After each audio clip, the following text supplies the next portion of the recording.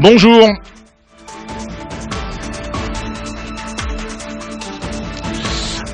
Bonjour à toutes, bonjour à tous, Richard Fanikian au micro, c'est le Club Ararat TV Radio Dialogue, un rendez-vous que vous retrouvez en podcast sur différents sites, sur les réseaux sociaux, mais également sur le site de la Chambre de commerce et d'industrie franco-arménienne, qui vient d'être piraté ce week-end, il faut le dire, par des réseaux islamistes turcs, il faut dire les choses précisément puisque c'était signé, mais grâce à notre ami Armen, eh bien tout est en place et le site maintenant est tout à fait disponible. www.ccifa-france.com, c'est le site de la Chambre de commerce qui va être à l'honneur aujourd'hui puisque nous recevons tout à l'heure monsieur Didier Parakian, adjoint au maire de Marseille, qui est avec nous en studio. Nous avons ici avec nous en studio le président fraîchement élu de la Chambre de commerce et d'industrie franco-arménienne à Marseille, Bernard Atemian. Bonjour Bernard Atemian, bonjour. Bonjour Richard. Bonjour Didier Parakian. Alors nous aurons également au téléphone différents intervenants franco-onessiens, représentant du Forum économique, Thierry Fabre, membre élu de la Chambre de commerce et d'industrie franco-arménienne, du cabinet Grant Thornton. Nous aurons également le plaisir d'avoir monsieur Armand Pinarbassé, qui est le directeur Grant Thornton Nice. Mais là, nous allons prendre tout de suite, si vous le permettez, en introduction, monsieur Garo Sepian, qui est maire des 13-14e arrondissement de Marseille, président de la Maison de la Culture arménienne, Maison de la Culture Garo Sepian, qui organise, comme chaque année d'ailleurs, à la Foire internationale de Marseille qui vient d'ouvrir ses portes, la journée de l'Arménie, qui aura lieu cette année le vendredi 4 octobre, et puis également toute l'organisation du pavillon Arménie. Bonjour Garo Sepian. Bonjour.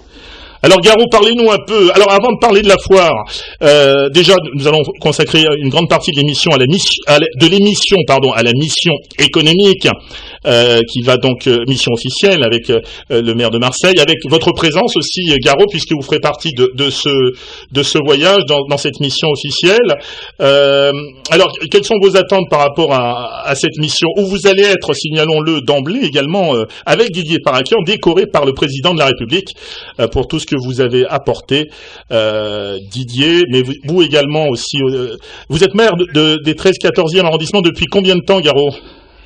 Je suis maire des 13e et 14e arrondissements depuis 1998. Ah oui, 98. Mais mon action n'a pas commencé en 98, etc. Oui. Enfin, je ne veux pas parler de moi. Mais en tout cas... Bon, mais permettez-moi quand même, Garo, de l'annoncer aux éditeurs. Donc vous aurez quand même, ça vous sera remis directement par le président de la République arménienne. Vous serez décoré un peu de la Légion d'honneur arménienne, tout comme Didier Parakian qui est en studio également. Voilà, quel effet ça vous fait d'avoir les honneurs comme ça de la République, Garo ? Beaucoup d'honneur, mais pour moi cette médaille, je la dédie à la communauté arménienne en général, puisque moi mon action a été depuis de longue date défendre et illustrer les valeurs de la culture, de la langue arménienne. Mes fonctions politiques c'est autre chose. Moi ce que j'ai pu faire et ce que je continue encore à faire avec beaucoup de cœur, beaucoup de passion, et je pense un peu avec aussi une certaine compétence, c'est d'être utile à la culture arménienne, d'être utile donc à la communauté arménienne d'une manière en général, afin que celle-ci puisse vraiment garder l'authenticité de son identité.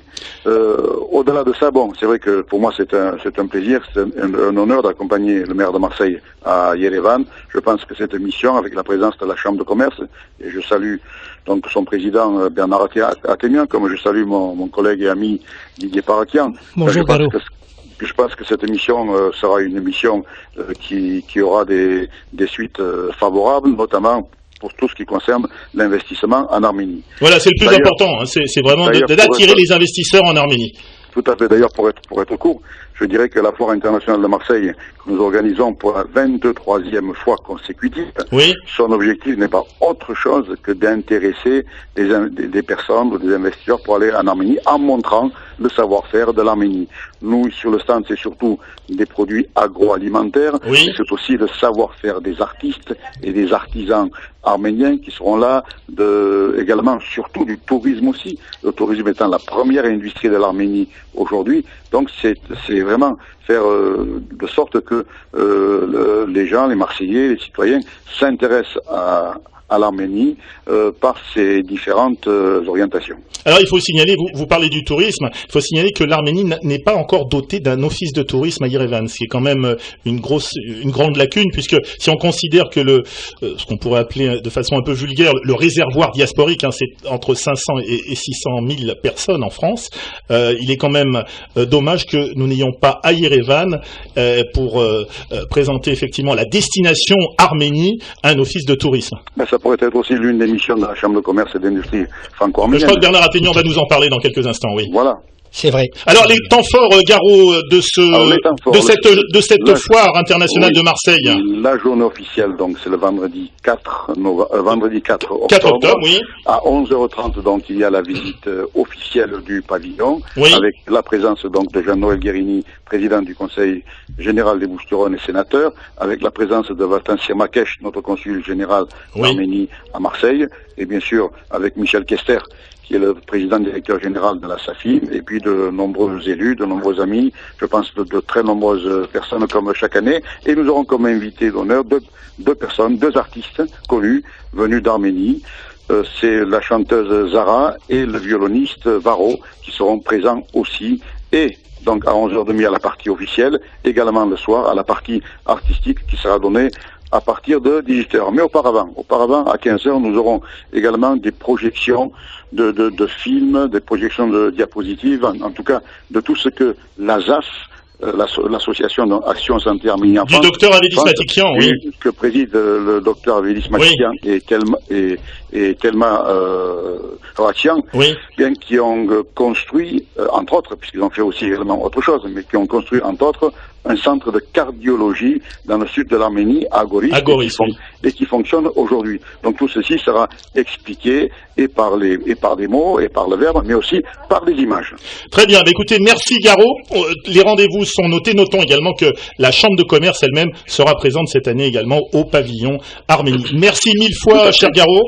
Très bon après-midi, bon courage pour la suite et rendez-vous donc avec ce grand voyage du 23 au 27 octobre pour la mission officielle de Marseille en Arménie. Merci mon cher Richard.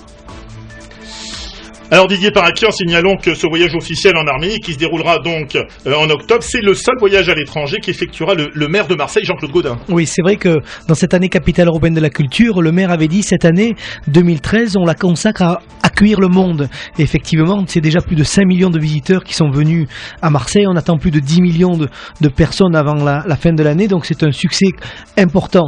Sauf que le maire a décidé de faire une exception à la règle. Il a dit mon seul voyage cette année aura lieu en Arménie. Je suis très fier de pouvoir depuis quelques semaines, avec la Chambre de commerce franco-arménienne, avec la Chambre de commerce et d'industrie Marseille-Provence, avec le FEDA qui est le forum économique pour le développement de l'Arménie, mais aussi avec toutes les équipes de la ville de Marseille. Nous préparons ce voyage qui sera un voyage assez important puisque la délégation, au-delà d'être politique, elle sera économique, universitaire et médicale. Alors au niveau politique, il y a pas mal d'élus notables qui feront partie de la délégation. D'abord, je suis très heureux que Garot Hovsepian ait accepté l'invitation du maire. Jean-Claude Gaudin est très républicain dans ce geste, avec Roland Blum, Valérie Boyer, Dominique Vlasto, Yves Morel, mais aussi des élus d'origine arménienne. Je pense à Madame Babouchian, à Martine Vassal, à Madame Lota, Marie-Lou Lota seront de la délégation. Donc politiquement, une délégation assez importante. Et puis aussi, on aura une délégation économique, mais là, je laisse le soin à Monsieur Bernard Attegnan, le nouveau président de la Chambre, d'en parler. Plus de 50 entrepreneurs accompagneront le maire de Marseille. Signalons que c'est une invitation qui a été lancée par le maire de Yerevan, Monsieur Taron Magarian. Oui, le maire de Yerevan est venu l'année dernière, souvenez-vous, pour fêter les 20 ans de la coopération entre Marseille et Yerevan. Marseille est une ville résolument tournée vers l'international, avec 28 accords de coopération, avec 13 villes jumelées, dont Yerevan qui en fait partie. Et donc le maire de Marseille répond à cette invitation. Aussi, une délégation qui sera dans cette délégation, nous aurons aussi des universitaires importants et nous aurons aussi la partie médicale importante puisque dans la délégation, nous aurons aussi le nouveau directeur des hôpitaux de Marseille et nous allons signer une convention avec les hôpitaux d'Arménie, donc le professeur Nazarian, le professeur Kasbarian, le docteur Gabrielian seront du voyage.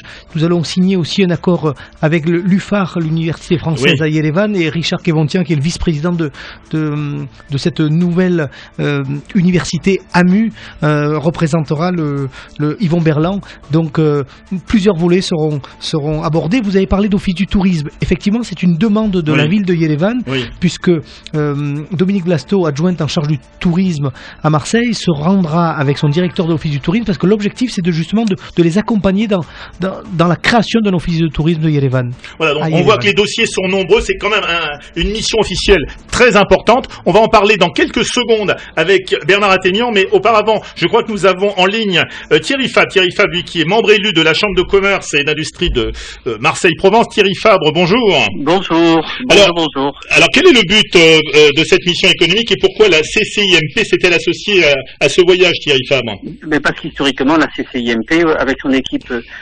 Relations Export, est chargée d'accompagner les PME à l'étranger. Donc, on a des missions qu'on fait par nous-mêmes. Et lorsque le maire fait des missions et qu'il nous propose d'en être, on est très heureux de pouvoir profiter de la vague que crée le maire et son équipe pour amener avec nous des PME provençales en Arménie, aussi bien pour du boulot à l'export qu'à l'import. Donc, on va là-bas pour accompagner les PME provençales désireuses de découvrir ce pays. Et aussi bien pour l'achat de matières premières ou de produits finis que pour livrer depuis la Provence des produits finis en Arménie. Thierry Fabre, y a-t-il des entreprises françaises dans notre région qui pourraient être intéressées, selon vous, par l'Arménie? Eh bien, on a découvert que l'Arménie, M. Parakian le sait, est un pays qui est riche de matières premières. Donc, il y a de l'or, il y a du savoir-faire autour de l'or. Donc, tout ce qui est bijouterie, confection de petits produits, ils savent faire. Ils ont des ateliers magnifiques avec de la matière première, l'or elle-même. Il y a aussi tout ce qui tourne autour de l'agriculture. Ils sont riches de miel, riches d'abricots, riches de... Le miel arménien est excellent, effectivement. Et voilà. Et bien, donc, tout ça, ça pourrait profiter ici peut-être des industriels provençaux qui souhaiteraient faire des produits, des confitures, je sais pas quoi. Donc, on a plein de choses en Arménie qui pourraient être vendues ici en Provence, mais également, on peut utiliser l'Arménie pour faire fabriquer des produits, la confection, je me répète, le bijou sont des endroits où l'Arménien a du savoir. Parfait. Merci Thierry Fabre, et au plaisir de vous retrouver donc en octobre en Arménie. On va tout de suite demander à Bernard Athénian, nouveau président de la Chambre de commerce et d'industrie franco-arménienne, quels sont les objectifs pour ces prochaines années, avant de parler de la mission proprement dit, quels sont les grands chantiers de la Chambre de commerce, Bernard? Alors, si vous permettez... de façon assez concise. Hein. Voilà, on va faire...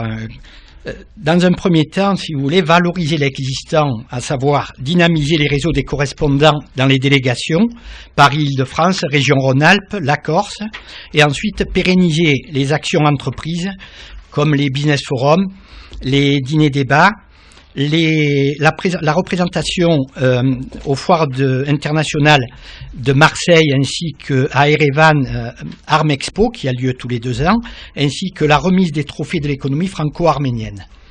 Je crois que nous allons également pérenniser l'action des étudiants, puisque chaque année la CCFA reçoit entre 5 et 10 étudiants de l'Université française d'Arménie. Je rappelle que cette université française à l'étranger est la plus rayonnante, et donc nous avons des stagiaires de bonne qualité, et ils rentrent en Arménie ensuite avec un CV qui leur permet d'avoir des possibilités de rentrer dans des entreprises ou des banques en Arménie et de pouvoir intégrer et d'avoir une carrière professionnelle intéressante suite au management à la française. Je dirais aussi que dans les missions que l'on mènera dans les 3 ans à venir, il y aura sûrement des échanges et des partenariats dans les grands domaines que sont les filières du textile, du tourisme, de l'agroalimentaire et des TIC. Car, comme vous le savez, l'Arménie est fortement agricole et comme le disait Didier il y a quelques minutes, le tourisme est fortement prépondérant pour l'Arménie. Donc on va s'employer à mettre en place des réseaux afin de pouvoir faire avancer toutes les actions qui ont été menées par le passé ces dernières années et dans les années à venir. Mais je voudrais dire quand même quelque chose aujourd'hui, Richard. C'est au niveau de... Je fais une petite digression, mais qui a son importance, c'est de donner la chance à l'indépendance de l'Arménie. Il y a quelques jours, le 21 septembre dernier, l'Arménie fêtait son 22e anniversaire de l'indépendance. Et comment ne pas admirer le courage de cette population et la détermination des dirigeants qui ont su bâtir un nouvel État, assurer sa défense et sa reconstruction, le doter d'une monnaie, d'une diplomatie et d'une constitution avec une législation qui s'enracine peu à peu dans l'usage en transformant la vie des citoyens. L'Arménie est maintenant reconnue dans le monde entier sous son propre visage avec sa langue, sa culture et son histoire. Alors, parlons de la mission, Bernard, si vous le voulez bien. Quels sont les principaux chantiers que la Chambre souhaite mettre en place au cours de cette mission? Alors, au cours de cette mission, il y a 3 chantiers que l'on va mettre en place, dont le premier, si vous voulez, c'est le travail avec l'implantation de serres en Arménie. Oui. Aujourd'hui, on sait que grâce au gouvernement arménien, il y a ce qu'on appelle de la défiscalisation dans l'investissement des serres en Arménie. Et nous avons la possibilité pour les investisseurs potentiels d'investir sur des terrains agricoles à des prix compétitifs et de pouvoir installer des serres. Car aujourd'hui, la Hollande, un des pays d'Europe que vous connaissez bien tous, est aujourd'hui propriétaire de 100 hectares de serres où il développe de la culture de rose qui est distribuée dans une dizaine de pays en Europe. Et pour nous, c'est un volet très intéressant. Deuxième volet, c'est la construction et le bâtiment. Nous sommes en train, avec certains collègues de la commission bâtiments et travaux publics, de travailler sur les appels d'offres de tunnels, sur les appels d'offres d'infrastructures routières et même ferroviaires. Et à ce moment-là, on pourra peut-être intéresser des sociétés importantes, dont je ne peux citer encore le nom, mais des sociétés qui sont implantées à l'étranger, même au Kazakhstan, qui se trouve non loin de l'Arménie, à 1 heure de vol par avion de Yerevan. Donc cela est très intéressant également. Et le troisième volet, si vous voulez, c'est de faire du B2B avec les entreprises PME, PMI d'Arménie. L'an dernier, nous avons avec nous amené des gens qui ont prévu d'investir dans le lavage d'automobiles et les produits d'entretien et lustrage automobile, ce qui est intéressant et créateur d'emplois pour l'Arménie. Je pense que au-delà, il y a encore beaucoup de choses à faire, notamment dans des secteurs comme la location de camping, caravaning, camping-car, des gens qui sont intéressés par l'investissement d'une société de location de véhicules. Ça aussi, je vous donne ces exemples concrets car il y a beaucoup à faire. C'est une économie de marché qui est en train d'émerger en Arménie. J'ai été interviewé par la radio belge il y a quelques jours et il est reconnu que l'Arménie est désormais classée dans les pays émergents, Richard. Bien, signalons quand même que parmi les investisseurs, c'est quand même la Russie qui domine. Je crois que c'est 39,5% des investissements directs étrangers qui sont tout donc... à fait. Tout à fait. Donc la Russie, quels sont les... Tout à fait. Mais nous, si vous voulez, on n'est pas à la traîne, hein, Richard. Ce qu'il faut savoir, c'est qu'aujourd'hui, Pernod Ricard développe un savoir-faire en matière de spiritueux. Aujourd'hui, Pernod Ricard diffuse dans 12 pays de la CEI dans les pays scandinaves. Il y a à la clé 144 emplois. Le groupe Orange s'est installé en Arménie. L'homologue du crédit agricole également, Akba Bank, qui fait du microcrédit, on pourra en parler un peu plus tard dans l'émission. Et puis je vous dirai surtout au niveau aussi de la SOR, qui est le secteur d'assainissement des eaux, et Veolia, ainsi que le cabinet Grant Thornton, qui développe tout ce qui est audit, finance et conseil. Alors ça, ce sont les grandes entreprises qui dominent le marché. Arménien. Et puis après, vous avez également, Richard, on peut soulever, et ça c'est très important, depuis quelques mois, l'Occitane s'est installé en Arménie. L'Occitane que vous connaissez tous, le groupe Yves Rocher, Sabératour, nos amis du tourisme, sont installés en Arménie aussi depuis de nombreuses années. Je crois qu'il y a des possibilités, notamment... Alors justement, Bernard, quels sont les points forts pour investir en Arménie? Il y a sa position géographique, bien sûr, qui lui permet l'accès aux anciennes républiques soviétiques, ainsi qu'une population active qualifiée et relativement, il faut bien le dire, relativement bon marché. Mais est-ce qu'il y a d'autres points forts? Alors, écoutez, il y a un point fort, c'est aujourd'hui l'installation de gîtes ruraux. Pendant ce temps-là, on essaie d'avoir Armand Pirnard-Bassi mais je crois qu'on a quelques difficultés pour le joindre sur son portable, qui est le directeur de Grant Thornton à Nice. Excusez-moi, Bernard, continuez. Je vous en prie. Quand on sait aujourd'hui, je voudrais aborder ce volet tourisme dont Didier en a parlé il y a quelques minutes aussi, et c'est très important. Il y a la possibilité d'installer des gîtes et ce qu'on appelle des bed and breakfast. Quand on sait aujourd'hui que les nouvelles, si vous voulez, dans la publication de Nouvelles Frontières, vous avez un périple en Arménie, vous avez également dans le Club Méditerranée également un voyage très très très agréable en Arménie, du nord au sud, vous pouvez visiter de l'est à l'ouest. Alors là aussi, Bernard, est-ce qu'il n'y a pas un travail de la Chambre de commerce à faire en direction des tours opérateurs français pour développer justement tout ce secteur tourisme? Le problème, c'est que l'aérien reste très très cher. Alors, donc pour l'instant, on vole. Il y a une partie d'ailleurs de la mission qui partira le 23 via l'Aéroflotte.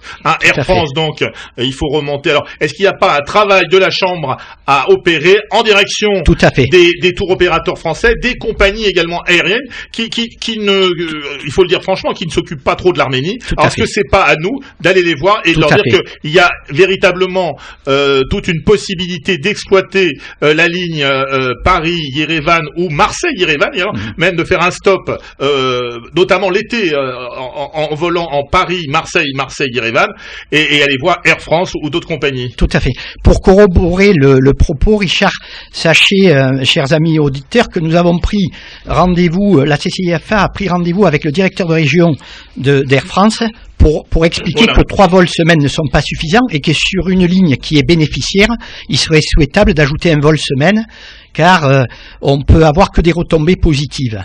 Par ailleurs, on sait qu'il y a également aussi des compagnies étrangères qui s'intéressent au marché arménien, puisque dans une des pages du magazine Conjoncture 2013, vous voyez que l'Ukraine Airlines s'est intéressée aussi par nos vols et par les affaires et le tourisme en Arménie. Si je peux rajouter, c'est vrai que la fermeture de la ligne Marseille-Yerevan direct par Armavia, pour nous, est très pénalisant.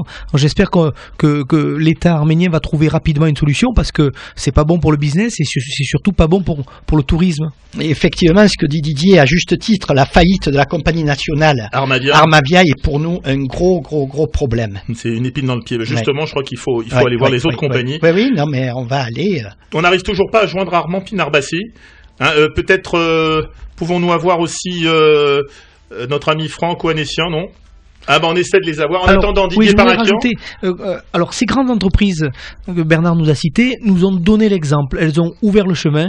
Donc maintenant, ce sont les PME qui doivent suivre dans le sillage de ces grands groupes, parce que le marché arménien est un petit marché, mais un marché qui est payant. J'ai cet exemple en 2007, puisque Jean-Claude Gaudin avait déjà mené une mission à Yerevan. Il y avait un jeune entrepreneur qui s'appelle Vrej Chilingerian, qui est à la tête d'une société de téléphonie, mais il est allé en Arménie pour voir un peu ce qui se passait, les opportunités de ce marché.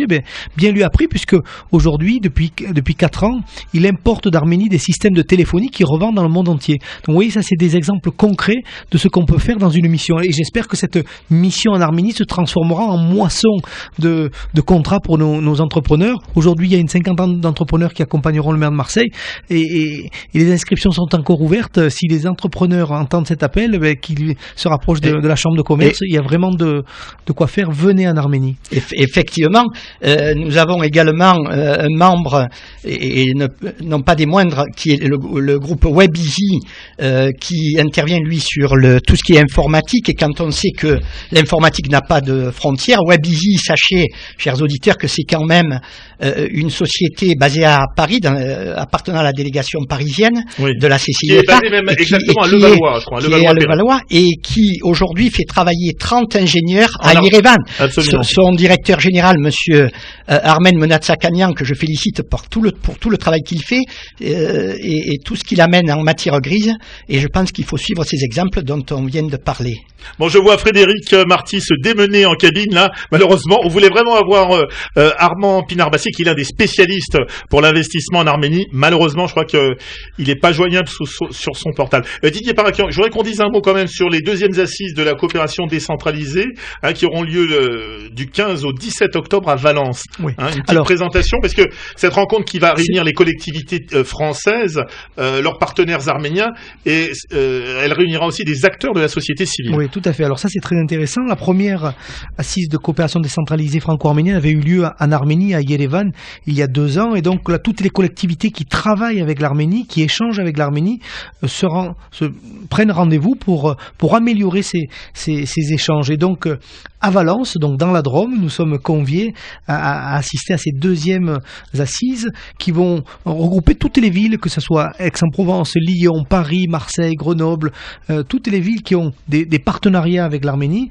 Et donc nous, à Marseille, avec la Chambre de commerce franco-arménienne, mais aussi avec des exemples concrets de comment cette coopération fonctionne et comment elle peut être améliorée.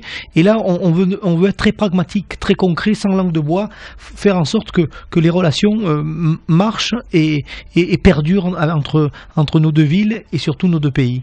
Bernard Attegnan, la CCIFA participe également à ces assises. Alors effectivement, Richard, nous assisterons à ces assises dans le cadre de l'atelier de développement de l'économie locale. Et je dresserai, si vous voulez, dans un premier temps, un tableau de la faisabilité de la Chambre de commerce et d'industrie franco-arménienne, de tout ce que mes prédécesseurs ont fait et de ce que nous allons faire dans l'avenir. Je rappelle que la CCIFA a 17 ans d'âge cette année. Elle a été créée en décembre 1996 sous le ministère de l'économie de l'époque, et c'est une chambre bilatérale franco-arménienne, mais ce n'est pas un organisme public. Contrairement à ce que l'on pourrait croire, il s'agit d'une association 1901. Mais ce que je voudrais dire aussi, c'est qu'à travers ces ateliers, on citera des exemples concrets de réussite avec l'Arménie, et ce sont notamment les entreprises dont on vient de parler. Ça permettra de concrétiser et d'apporter un tableau positif à ces différentes actions. Bien, alors je pense que tous nos auditeurs auront noté ce rendez-vous donc très important, une mission officielle avec Jean-Claude Gaudin, Garo Sepian, Didier Parakian, de nombreux élus de la ville de Marseille, avec la Chambre de commerce également, le Forum économique pour le développement de l'Arménie, qui est donc présidé par le Vartan Sirmakes, le consul général de la République d'Arménie à Marseille. Voilà donc un événement très important qui se déroulera du 23 au 27 octobre. Oui. Juste une dernière chose, si vous permettez, oui. Richard, je vais me faire l'interprète je vais me faire l'interprète d'Armand Pinarbassi qui a, avec le groupe Grand Thornton, cabinet Amiotte, il y a 10 ans, a démarré en Arménie avec 2 salariés. Aujourd'hui, 120 personnes Grand Thornton travaillent en Arménie et c'est très très très important. Qui est l'un des grands leaders des cabinets d'audit à l'international, qui fait beaucoup pour l'Arménie et qui est membre de la Chambre de commerce et d'industrie franco-arménienne, qui est représenté donc par Michel Tribalo, qui vient régulièrement, qui fait le déplacement à Marseille spécialement pour nous rejoindre, pour participer au conseil d'administration de la Chambre que vous présidez, Bernard. Allez, il nous reste 1 minute 30. Alors, je voudrais qu'on fasse quand même avant de nous quitter, les coups de cœur et les sifflets. Alors, on va commencer parce qu'il faut finir toujours par être positif. D'abord par les sifflets. Alors, les coups de sifflet de monsieur Didier Parakian. Coups de sifflet, je rappelle à nos auditeurs, c'est quelque chose qui vous a déplu, qui vous a dérangé ces dernières semaines, et on n'est pas obligé de rester avec le monde franco-arménien. On peut dépasser, bien sûr, ce cadre. Didier Parakian. Moi, je vais rester dans le monde franco-arménien. On a 1 minute, justement. Didier. Donc, très rapide. C'est cette rencontre qui a eu lieu au G20, là, il n'y a pas longtemps, à Saint-Pétersbourg, en Russie, entre François Hollande, le président de la République française, et le Premier ministre turc Recep Tayyip Erdogan. Cette rencontre sous les drapeaux turcs et les drapeaux français. Alors, de quoi se sont parlé ces deux grandes personnalités? Est-ce que se sont parlé de la loi de pénalisation du négationnisme? J'espère, à l'aube du 100e anniversaire du génocide arménien, j'espère que ça sera d'actualité, parce que le président français s'y a engagé. J'espère qu'il tiendra ses promesses, mais en tout cas cette réunion m'a un peu choqué. Bernard Attegnan, un coup de sifflet très rapide, en une phrase. Une phrase, c'est la faillite de la compagnie aérienne Armavia. On passe au coup de cœur. Alors un coup de cœur. On reste avec Bernard Attegnan. Coup de cœur de Bernard Attegnan ces derniers jours. Le coup de cœur de Bernard Attegnan, c'est tout simplement le fait entrepreneurial en Arménie. On a aujourd'hui en France une jeune fille érudite qui s'appelle Virginie Dubois à l'université d'Orléans et qui a préparé une discussion et des propos et des écrits, j'allais dire, très performants sur le fait entrepreneurial en Arménie. Merci Bernard. Didier, on termine avec le coup de cœur de Didier Parakian. Alors moi, mon coup de cœur va aller à une femme exceptionnelle. C'est une baronne britannique. Elle est membre de la Chambre des Lords. Elle s'appelle Caroline Cox. Oui. Elle vient d'effectuer, tenez-vous bien, son 80e séjour en Arménie et au Karabakh. Oui. Et c'est exceptionnel. Et j'espère que cet exemple va donner à nous, Arméniens de France, l'envie de nous rendre plus souvent en Arménie pour nous ressourcer, pour nous recharger nos batteries d'arménité. Et puis en plus, c'est bon pour la contribution économique et touristique de l'Arménie. Donc bravo à cette baronne Caroline Cox. Ça me fait plaisir qu'on termine avec le Karabakh. Le Karabakh fait partie de l'Arménie. Il ne faut pas oublier la République du Haut-Karabakh, l'Artsakh. C'est la fin du Club Ararat TV Radio Dialogue. Merci Bernard Attegnan, merci Didier Parakian, merci à vous de votre attention. Vous pourrez retrouver donc cette émission sur les réseaux sociaux, sur le site ccifa-france.com. En attendant de vous retrouver pour un prochain numéro du Club Ararat, je vous souhaite de passer une excellente semaine et on se retrouve donc à la foire, cette semaine, à la Foire internationale de Marseille. À très vite.